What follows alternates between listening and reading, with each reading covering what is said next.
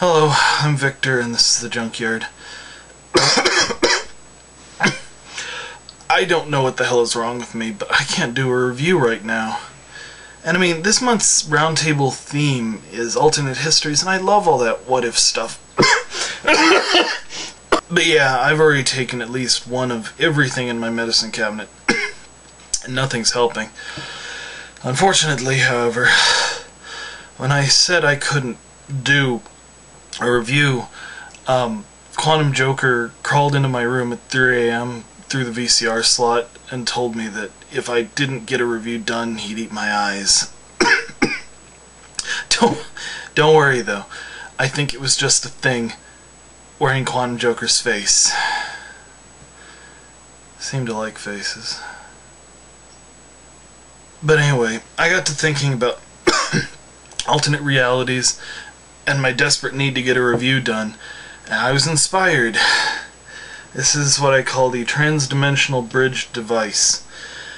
See, I was thinking about the alternate realities, and I figured there have to be, in the multiverse, who knows how many Victors who didn't get sick and could help me with this review. So yeah, I contacted a few of the odds, other dimensional doppelgangers, and they have graciously agreed to come to my aid. So, without further ado, let me introduce you to some of the many alternate me's in this crazy multiverse. Am I on? Alright. Victor Prime, as he calls himself, gave us these so we can, quote, know who we are. See, always like this. Anyway, I am Victor of a universe where Whitelaw Reid was Benjamin Harrison's vice president instead of Levi Morton. I don't know who any of those people are. Anyway, I'm here to start off this review of Six String Samurai. The film starts with an opening crawl explaining the premise. Apparently in 1957, Russia took over America. Elvis Presley became king of Las Vegas, the last bastion of freedom. 40 years later, the king died, leaving a vacancy that many are eager to fill. The movie proper starts with a boy and his mother running from random savages when our hero, Buddy, bursts through the grass and makes quick work of the hooting cavemen with his katana. But not before they manage to make short work of the boy's mother. The kid, without a guardian in a savage-infested world, starts following Buddy. Buddy, not wanting the company, draws a line in the sand and threatens to give the kid to the spinach monster if he crosses it. So the kid rubs out the line and continues to follow Buddy. I like that kid. Anyway, I think it's time for me to turn you guys over to the next odd. Hello, I'm Victor of a universe where everyone has facial hair, even women and babies. So Halle Berry, Judi Dench, Dakota Fanning, nothing? It's gotta look awkward. Buddy stops for a drink at a nearby rest stop / ruin where, oh dear God, their poor naked faces. Anyway, a Russian surf band is already playing there and plotting his demise. However, an assassin bowling team attacks him first. He bests them in hand-to-flail combat and... that's awesome. Anyway, Buddy dispatches the bowlers and he and Kid steal a car just in time to be chased by some road savages. Then, due to an unlikely series of events, the oasis explodes. A Slash-like character shows up to chastise the Russian band for failing to confront Buddy and kills them taking their shoes. By the way, I've been relying on Wikipedia for most of these musical references. Slash, surf bands, that's all beyond my ken. Anyway, I think it's time for the next guy to take over. Hey, Victor of a universe where the internet is called the overweb here. I just got the movie in from Webflix, so let's get on with it. After managing to outrun the road savages for a time, their car overheats and they're forced to confront the brutes. More sword swinging and they're done for without comment. I do like the style here, but most of the fights so far have been mainly fast-edited bits of Buddy swinging swords at people. No coherent choreography. It makes for weak action, but then I'm not sure action is the focus. Anyway, Buddy and the kid next come to a house with a deranged but sociable 50s family archetype. Buddy leaves Kid with them, and they've got him in a cooking pot before the door shuts. Fortunately or unfortunately, the family's dinner is interrupted by the arrival of the Windmill people, a bunch of weirdos in astronaut suits. The family leaves Kid behind, and he is once again saved by Buddy. They find a working motorcycle among the Windmill people's crap and head off again. You know, I like weird random movies from time to time, but this one, it has a certain sense of being made specifically to be a cult film. something that should usually happen on accident. So while it has been okay so far, I do get this sense of cynical undertones, you know? Anyway, it's time to hand things over. Hi, I'm Victor from a universe where Canada declared itself an independent republic in 1897. So, are they any less friendly and unassuming under the oppression of British rule? Not really.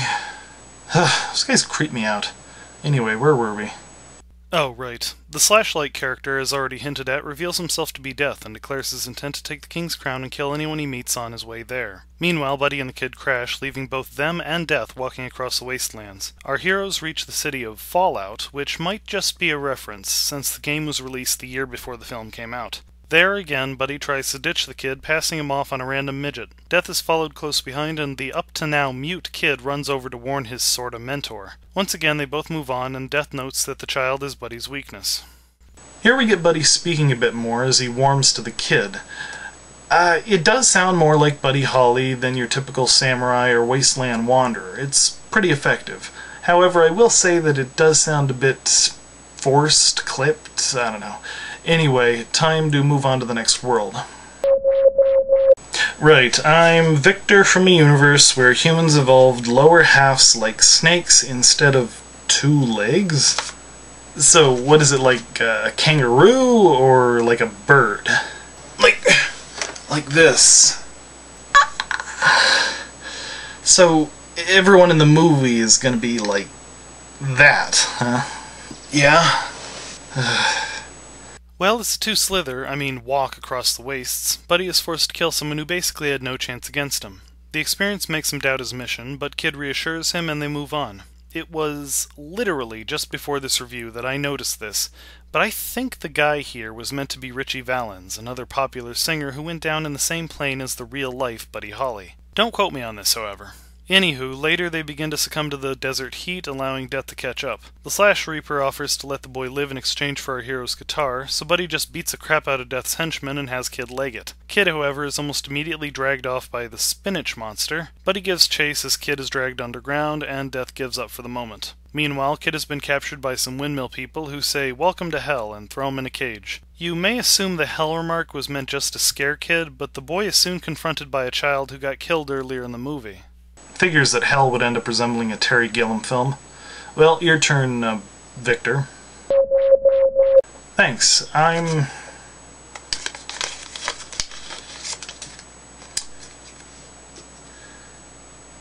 Victor from a universe where everything is 5 times bigger. I was wondering about this. Anyway, Dead Kid, who I should point out talks like this, "You're it!" starts beating up Kid. Kid tries to, center himself, emulating Buddy's earlier yoga moves, and continues to get beat up. Buddy, who is caught up with him, tells him to just clobber the creep. The dead kid goes down, but Kid is again dragged off by weirdos to be sacrificed. As Buddy fights his way to his apparent sidekick, Kid comes face to face with the Windmill God, who is apparently very small and has a funny voice, though we only see its mechanical eye stalk. Buddy gets to Kid at the last second and dispatches the sacrificer priest guy. Now, this has been one of those times where a verbal recap fails. See, everything that's happened on screen since I took over for the Little Victors is basically taken as much time to play out as it has to describe. And so if there was any meaning to any of those events, it's escaped me. It happened too fast and with too little direct consequence. Also, I'm pretty sure the Windmill God, his silly voice thing, I'm pretty sure that was added way in post. Anyway, time for the next odd to take over. Good luck, Half Pint. The guy's universe has a slightly weaker, strong nuclear force, and he lets it go to his head. Anyway, I'm Victor from a universe where Tony Danza played Captain Picard. Yeah, see, I like Next Gen. It's one of the best shows on the air, but I always thought Tony Danza was kind of the anchor of the series. As it is, I only think it has a few more years on the air. Anyway, what was I talking about? Well, Buddy and Kid escape and are now within 20 miles of Vegas. Soon, however, they're attacked by the sad remains of the Red Army. I'd like to take a moment to sing the praises of this general, who, despite being belligerent and cartoony, has still managed to keep a sizable army fed, healthy, uniformed, and loyal, after decades in a desert with no real enemy to fight. You, sir, are an inspiration. Fight, General, for everlasting communism! Anyway, yeah, Buddy kills them all. Buddy does get injured in the process, leaving Kid to drag him most of the rest of the way. They are within sight of the Oz meets Shangri-La style Vegas when Death shows up for the final confrontation. They have an annoyingly brief but fairly entertaining axe battle, but Buddy gets shot in the back. Now weakened, he and Death go sword to sword, but our hero eventually slows down and is taken out. Kid, enraged, spits at Death, which starts to burn the heavy metal monster. Catching on, the Kid brings out a canteen and sprays the villain with it, melting him in a fairly familiar style. Every other movie by Shyamalan, and now this. Well, they didn't have him say, what a world, so I guess it can be forgiven. Anyway, Victor, do you want to help us finish this off? Sure. Though I do have to get to work on my roundtable review of Ron Silverberg's Roma Eterna when this is all over, so yeah. I'm Victor from a universe where I didn't get sick and start hallucinating that I was a series of random alternate selves.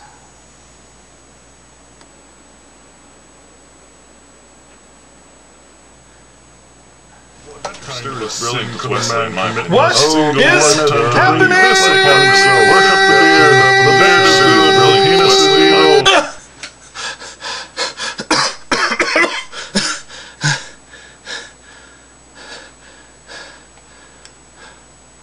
Anyway.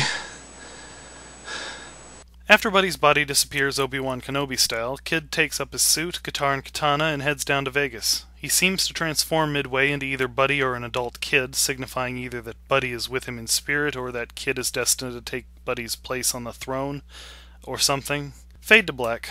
Overall, I'd say I like this one. However, it does leave me somewhat unsatisfied.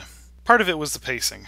Some parts that should have been quicker overstayed their welcome, while stuff that should have been expanded was rushed over. It overall had an episodic feel to it. Also, in general, it should have had more music. It didn't need to be a musical, but as it is, the whole rock versus the world theme they set up comes off as pretty weak without more, rock. Basically, it's a movie that relies heavily on novelty without providing quite enough novelty. Again, however, it was a good time. Anyway, this has been Victors with the Junkyard. Thanks for watching and have a good day. Now, if you'll excuse me.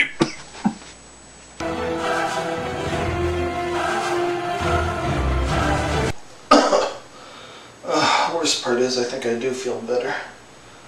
Oh, you guys, Christ. Look, go see the other roundtable stuff through the link. Those guys are at least coherent.